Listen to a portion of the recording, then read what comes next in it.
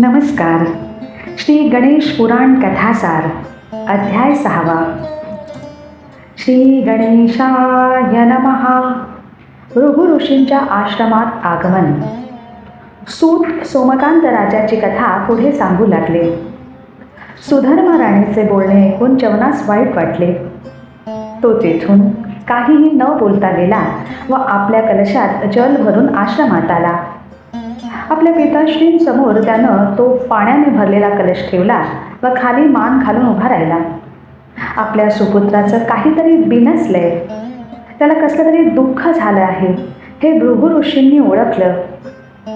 वडिलांनी त्याला विचारलं की आज तू का दुःखी दिसतोस आणि असा मान खाली घालून का उभा आहेस.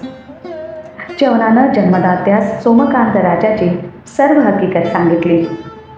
भृगु ऋषी म्हणाले, अरे तू यामुळे एवढा दुःखी का झालास. त्या सर्वांना घेऊन तू आश्रमात ये, आपण त्यांचं दुःख निवारण करू. पिताश्रींच्या आज्ञेनुसार च्यवन पुन्हा सरोवरापाशी आला. तोपर्यंत फलाहार आणण्यासाठी गेलेले 2 प्रधान सुद्धा परतले होते. भृगुपुत्र च्यवन सुधर्मास म्हणाला, हे राजनंदिनी, माझ्या पिताश्रींनी आपणा सर्वांना आमच्या आश्रमात घेऊन येण्याची मला आज्ञा दिली आहे. माझे पिताश्री आपलं दुःख निवारण करतील. आता थोडा सुद्धा वेळ न घालवता आश्रमात चलण्याची कृपा करावी. च्यवनाचं हे संभाषण ऐकून सुधर्माला आनंद झाला. तिने परमेश्वराचे मनोमन आभार मानले. ते 5ही जण भृगु ऋषींच्या आश्रमात जाण्यासाठी निघाले. अशा प्रकारे ती सर्व मंडळी भृगु ऋषींच्या आश्रमात आली. त्यांना शिष्यांनी सोमकांत राजा, सुधर्मा राणी व 2 प्रधानांचं सहर्ष स्वागत केलं. आश्रमात सर्वत्र वेदघोष सुरू होता. काही शिष्यमंडळी यज्ञ करीत होते व अनेक देवदेवतांस आहुती देत होते. आश्रमात अनेक हिंस्र पशु सुद्धा होते. ते एकमेकांशी असलेलं हाड वैर विसरून मुक्तपणे हिंडत होते. तेथे सुशीतल पवन होता. सूर्याची तळपती सूर्यकिरण आश्रमात नव्हती. सर्वत्र सुगंध येत होता. त्या आश्रमात भृगु ऋषी व्याघ्र चर्मावर शांत चित्ताने बसले होते. त्यांची मुद्रा तेजस्वी दिसत होती. त्यांचं दर्शन झाल्यावर सर्वांनी त्यांना नमस्कार केला. भृगु ऋषींनी सर्वांना मंगलमय आशीर्वाद दिले. नंतर सोमकांत राजा पुढे आला व हात जोडून नम्रपणे भृगु ऋषींना म्हणाला, हे मुनिवर, आपली कीर्ती त्रैलोक्यात पसरलेली आहे. माझं भाग्य थोर म्हणून आज मला आपलं दिव्य दर्शन झालं. माझ्या पूर्वजांची पुण्याई थोर म्हणून मला आपला सहवास लाभला. अशी सुवर्णसंधी फारच थोड्या भाग्यवंतांना मिळते. स्वामीजी, माझ्याकडे कशाचीही कमतरता नव्हती, तरी पण माझ्या अंगी अहंकार नव्हता. मी प्रजेवर पुत्रवत प्रेम केलं. मी माझ्या जीवनात सदैव सत आचार, सत विचार, सत उच्चारांचं पालन केलं. मी शंभो महादेवाची भक्ती सुद्धा केली. असं असून सुद्धा मला कुष्ठरोग झाला. माझ्या पूर्वजन्मीच्या पापांमुळेच मला हा रोग झाला आहे. मी रोग निवारणासाठी खूप प्रयत्न केले, अनेक औषधं घेतली, पण सर्व परिश्रम व्यर्थ गेले. ऋषीजी, आपली पुण्याई थोर आहे. त्यामुळेच आपल्या आश्रमात हिंस्र पशु पक्षी सुद्धा एकमेकांचं हाडवैर विसरून मुक्तपणे हिंडत आहेत. यामुळे माझ्या मनात आपल्याबद्दल दृढ विश्वास आहे. आपणच मला या दुर्धर व्याधीतून मुक्त करा. मी आपले उपकार आयुष्यभर विसरणार नाही. आपण शीघ्रतेनं काहीतरी उपाययोजना करावी.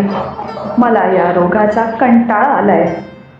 काही वेळा आपण आत्महत्या करावी असं वाटतं, पण आत्महत्या पाप आहे याची जाणीव असल्यानं मी मनात समजावतो. आता मी तुम्हाला पूर्णपणे शरण आलो आहे. आता तुम्हीच मला या दुर्धर रोगापासून मुक्त करा, ही तुम्हाला कळकळीची विनंती. सोमकांत राजाची विनंती ऐकून तपस्वी भृगु ऋषी म्हणाले, राजन, तू काळजी करू नकोस.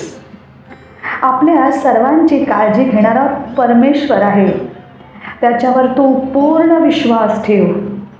आजपर्यंत माझ्या आश्रमात आलेल्या सर्व दुःखी लोकांना मी दुःखमुक्त केलंय. तसंच संकटात सापडलेल्या लोकांना संकटातून सोडवलेलं आहे. मला तुझं परमदुःख कळलंय. माझ्याकडे त्यावर जालिम औषध सुद्धा आहे. हे सर्व तुला पूर्वजन्मीच्या भयंकर पापामुळेच भोगावं लागतंय. तू जर पूर्वजन्मी पाप केलं नसतं तर तुला कुष्ठरोग झालाच नसता. ईश्वर सर्वांना सर्व कर्माची फळं व्यक्त वा अव्यक्त रूपात देत असतो. मनुष्याने सदैव ईश्वराचं स्मरण करावं, त्यामुळे त्याच्या हातून नेहमी चांगलीच कर्म होतात.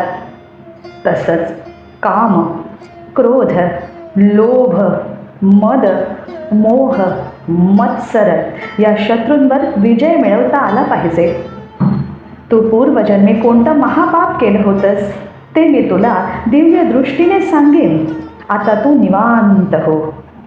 तुम्ही सर्वजण फार दमला आहात, त्यामुळे तुम्ही प्रथम स्नान करा. त्यानंतर आपण सर्वजण मिष्टान्नाचं भोजन सेवन करूया. त्यानंतर विश्रांती घ्या. भृगु ऋषींच्या संभाषणानं सुधर्मास हायसं वाटलं. त्यानंतर सर्वांनी स्नान केलं. भृगु ऋषींनी स्वतःच्या करकमलांनी सर्वांना उंची वस्त्रालंकार दिले. सर्वांनी भोजनाचा आस्वाद घेतला. भोजन झाल्यानंतर सर्वजण निद्राधीन झाले. सोमकांत राजास झोप केव्हा लागली सुधर्मास कळलं सुद्धा नाही. राजा आज चिंतामुक्त झाला होता, त्यामुळे शांततेनं झोपला होता. आता कुष्ठरोगाच्या वेदना जास्त दिवस सहन कराव्या लागणार नाहीत, त्यामुळे तो आनंदित होता. एवढा परमानंद सोमकांत राजास राजवाड्यात असताना सुद्धा झाला नव्हता.